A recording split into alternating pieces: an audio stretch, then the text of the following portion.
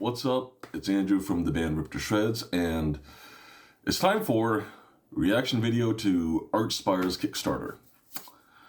Those of you from Facebook may know me as an absolutely incorrigible hater, but I'm genuinely not trying to hate on Archspire. I have no opinion on their music. A lot of my friends had sticker shock when they saw the budget breakdown on their Kickstarter.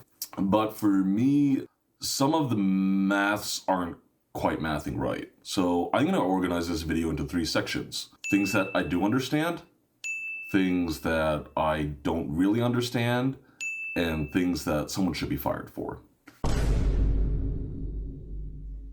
Okay, flights. 5 guys, $1,000 each from Canada to Colorado, sure. Album artwork, half down, $11.66. So total $2,300, like a Dan Seagrave price, or maybe they got like a big double spread that fits on like a gatefold. Sounds normal. T-shirt designs, $2,000. So 5 different designs, maybe 4 if they're full color. Lyric book artwork, $22.50. Again, if they went for a premium artist, used like oil paints, like a big like landscape ratio rather than like a square, normal. Work visas for the band, $8,000. Visas for Canadians coming to the US to work as musicians is insanely expensive. I have plenty of friends who want to enter the States legally for tour, and they have to spend that amount of money and possibly not even get approved. I also have friends who roll through the border with a van full of merch and gear and just lie barefaced to the border patrol saying that everything's going to be given away for free, and they're just jamming with friends. And they've been doing that for like 10 years. But of course, I understand you want to do it legit. It's a lot of risk.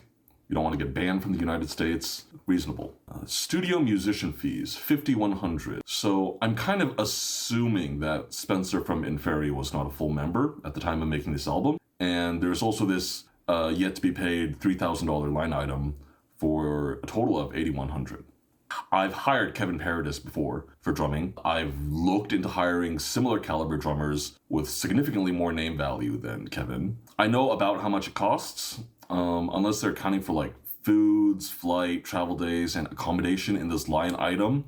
Separate from and not included in the previous line items, there's like another $4,000 to be accounted for here. Maybe they've got like 4 guest solos, and each guy is on the level of like a Derek Shrunian, and then they all charged $1,000 each. That's pretty plausible. That might be what happened. Album layout for CD, vinyl, and tape, $1,000. So I know there are people who do it way cheaper than that. I've also spent $1,000 on that layout before. So band photos, $2,500. So they're flying someone out. That probably includes hotel and food. That plus their fee is going to be like $1,200 or $1,300, plus renting a location for the photo shoot, maybe $600-700 a day, depending where it is. And then they've got some money left over for props. Archspire is like a sci-fi band, maybe alien suits, laser guns, I don't know. But that sounds about right. Studio time with Dave Otero, $14,000. Studio accommodations, $1,600, and studio living expenses, $6,000. So I looked at Airbnb prices in Denver for about a 2-week stay, and that's about $1,600. So with 14 days, that's $1,000 a day to record with Dave. Break down into like $700 for the studio and Dave, plus $300 for an assistant. So yeah, that's about right. Then they've got, again, under the yet to be paid section, studio time with Dave, $14,000. Studio accommodations, $1,600. Studio living expenses, $3,000. Sounds like they're going back for another 2 weeks, maybe just the vocalist and like one of the guitarists, and then they're finishing up solos and vocals and mixing. If I remember correctly from one of their studio diaries before, I think drums took like 4 days. Their music, it's technical death metal, it's pretty hard to play. You could budget like 4 days per member. That leaves about 8 days for mixing, which, again, reasonable with how complicated their music is. Lyric videos, $750. So that's either one very complicated one or 2 moderately complicated ones. It's about right. Music videos, $30,000. So music videos are expensive as fuck. I spent around $4,000 on the last Ripped to Shreds video. All the complicated parts for that were shot in Taiwan.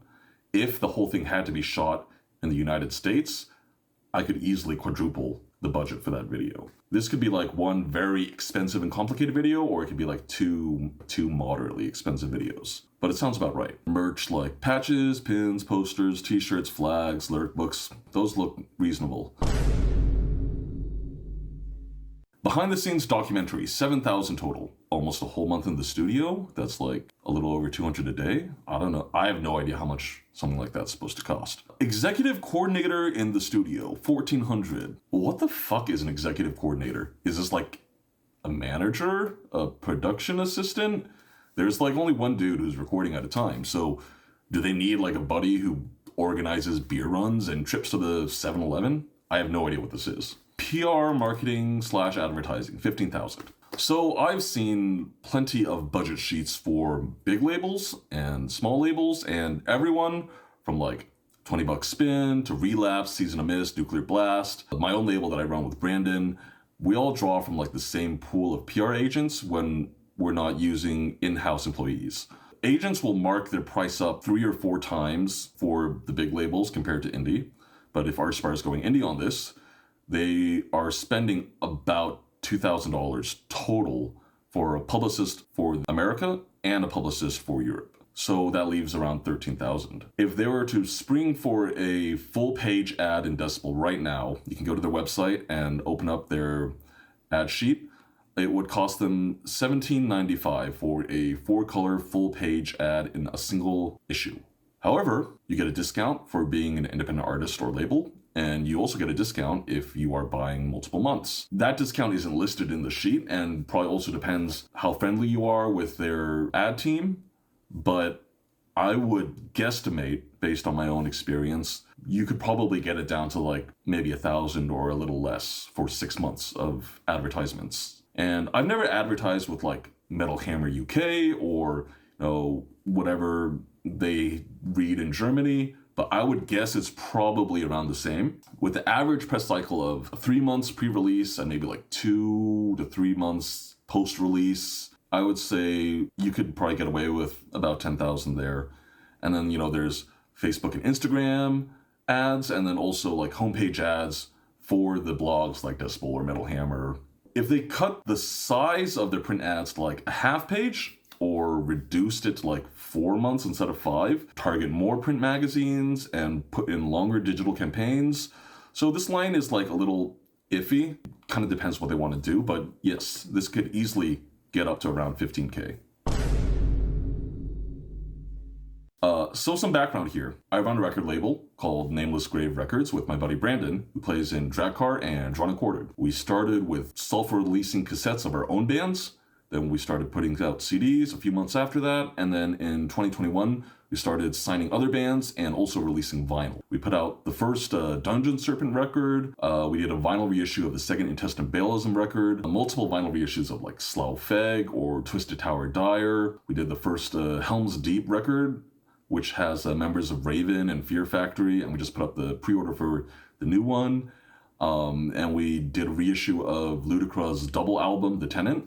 We do a ton of trades with European labels. We average something like over 300 units sold a month in our web store. I also have my own vanity label where I press Hokugo Grind Time vinyl. And I personally do all the shipping and order fulfillment for all that. So that is to say, I do know a little bit about manufacturing and selling records. The CD production, 750 units. $3,810. We have our CDs made in Canada, including freight shipping. When we make 1,000 CDs, it costs us $2,100. This is with a regular jewel case, 8-page booklet, a printed tray card with clear trays. Even if you go with something like Digipacks with multiple folds, which no one should ever manufacture or purchase, there's $1,700 here that aren't adding up. Vinyl production, 1,250 units at a cost of $24,450.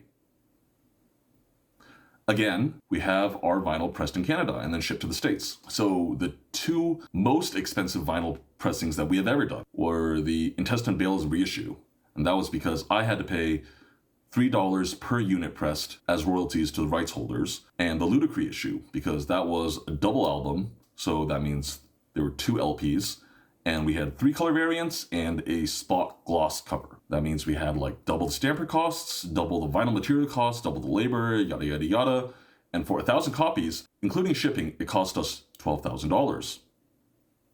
We ship from the factory to one central warehouse location. If we had to split our shipping to 2 locations, 500 copies each, that would add maybe like another $300-400 in freight fees. So for me, Archspire's numbers are not adding up on this. You might think, okay, they've got 4 variants. I can see that in their tier support mockup. Depending on the colors used, splatter vinyl is anywhere from $1 to $4 more per unit. That'd be like $5,000 additional at the most expensive. So let's say 1,200 copies of 4 splatter variants in a gatefold jacket. You can go get a quote from that right now from any plant, Pirates Press, United, X Vinyl X, Precision, or whatever, and it'll come out to less than $10,000. The pressing size doesn't really make that much sense to me either, because prices get cheaper per unit the more you press. And a band like Rip to Shreds, our last record, the first pressing was like 3,000 copies. And before we were even signed by Relapse, the second record sold out of a run of 500 vinyl within a few months. So, a band like Archspire, even if they're going indie, they should be making at least 2,000, if not 3,000 or 4,000 vinyl copies. We're short about $15,000 somewhere on the vinyl. It's not shipping and handling because that's included down here. It's not Trump's tariffs, or they'd be insane not to press at a US-based plant like Helios. And my buddy runs a label that just got a shipment, like today, of vinyl that was pressed overseas, and the tariffs on that came out to a little more than $1 per unit. It's not premium add-ons like a big fancy lyric book inserts, because, again, that's its own line item. And no amount of like hollow foil embossed printing options is going to add another $12 to the per unit cost. For like fulfillment companies like Night Shift Merch, they take a percentage of the units sold as their fee. You don't pay like this big upfront cost for them housing and packing and handling the vinyl. Where is it going? Are they personally flying out to the pressing plant and like bleeding in the PVC so that every single record has their blood in it and we're like paying for the flights? Or now the merch bundles from their tier support, so that's like a little bit inflated, right? 90 bucks for a vinyl and a t-shirt and a CD, and that doesn't include tax or shipping. $15 CD, $40 shirt, $35 for vinyl. That's not really a deal without the shipping, especially. But I get it. It's like a big band thing. That's what they do. So do I think Archspire is trying to scam their fans? By my estimates, there's about 17,000 that is missing out of the 125,000 that they're asking for, which is like 13% of the total. It would be really dumb if they were trying to scam fans by doubling the price of the manufacturing cost instead of just, inflating everything by 10% and saying, we need to pay ourselves. And if they just inflated everything 10%, people would be totally fine with that if they said, we got to pay ourselves. And especially because all the other items look reasonable and correct. I think what is most likely, Archspire are musicians. They have plenty of experience in recording records and making merch and selling that, but they've never manufactured, packed, or shipped their own records before, and they have no idea how to do it. So some middleman somewhere is misrepresenting the actual manufacturing costs of the records and pocketing the difference. Because if anyone in the band just went out to the pressing plant website and requested a quote, it would be extremely obvious how much they're overpaying. I have heard from someone that like very old labels, like Metal Blade, they pay up to like $23 a unit for pressing vinyl because, they signed some contract 30 years ago. I've never worked with Metal Blade on vinyl before. I don't know what the actual numbers there for their business is like, and I don't know if this person was seeing the actual manufacturing cost or if that's got everything like salaries and packaging and handling and all that baked in. I don't know. But given that Archspire is going indie, that doesn't seem likely. The other possibility is that they're like making a triple LP and they've got like 12 setup fees for pressing, 12 splatter variants. That seems extremely unlikely for a band that's already 4 albums deep, and every single one of those albums were like barely 30 minutes. They're not gonna suddenly put out a 2-hour album. That's pretty much it. So I imagine a lot of you, looking at the costs that Archspire put on their Kickstarter, think that it's an absolutely insane amount of money to spend on a record. And I agree, it is an insane amount of money. And that's also about how much it costs for a record label to put out a record.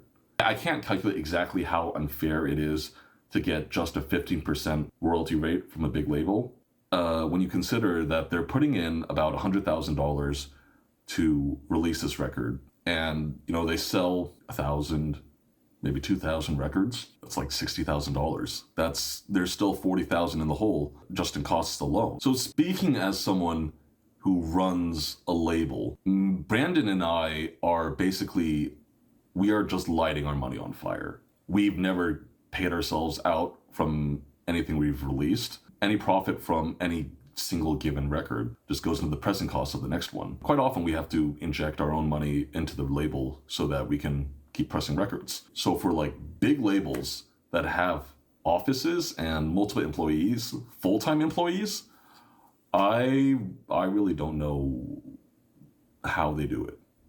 I guess for something like Relapse, Chuck's corpse is just paying for everyone. That's my best guess. But yeah, if you find this stuff interesting, let me know. Maybe I can interview with like Scott from Maggot Stomp or Scott from Tank Crimes or something like that, and talk about the realities of trying to run small record labels, because there's literally no money in it. Peace.